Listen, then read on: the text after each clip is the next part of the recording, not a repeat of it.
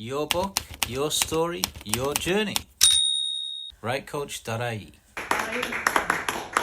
I'm really delighted to talk on Carl's behalf here today. My journey with Carl started around 3 years ago, and my journey with grief counselling started around 3 years ago. So after the lockdown, actually it's 5 years, when my mother died in 2019, I went into the lockdown alone, and I found after 3 months on my own, I needed to talk to somebody. So friends are great, family are great, but it's not the same thing. You can't say, you're not in a space that you can say what you want to. So I actually went to the doctor and he put me in for counselling, grief counselling.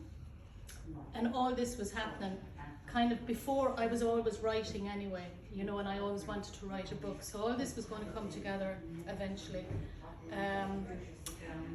So I did 8 weeks of counselling over the phone. I found it great, but I found it alien. I just, you know, and anybody going for counselling, or, you know, it's daunting, because I thought 2 weeks and that's it, I'm out of here, I'm not going to need it anymore. And 2.5 years later, it's still going on, because it went from grief counselling to childhood trauma counselling, and then it's going to go on to other counselling as well. And things happen in your life that change you on different levels. So, as myself and Dee, I knew Dee beforehand, and as we meet in car parks all the time, that's where we have our chats. We were talking one day in the car park, which is our meeting point, and I was telling her about the book I was writing, or trying to write, or I didn't have any direction. She said, my partner Carl is a coach writer, and I went, wow. So we met up, and we got on. Anybody that's gone through trauma, anybody that's gone through counselling, it's very hard to actually get the written word down, because you're writing it as a person, but you're going through it as a child when you're writing it. So you need a very special person to actually help you do that. And I got on with Carl, basically. Are we still getting on? We're still getting on. Well, I wouldn't say that about Tuesday night now, because you had the stroppy teenager to put up with, the rebel.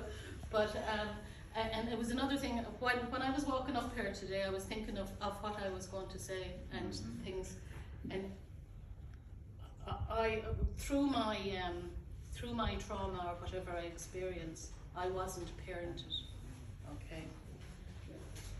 And I know you don't know this and I'm going to say it, but you parented me on Tuesday night. You became my father on Tuesday night. So that's why I would advise anybody to go to you to write a book.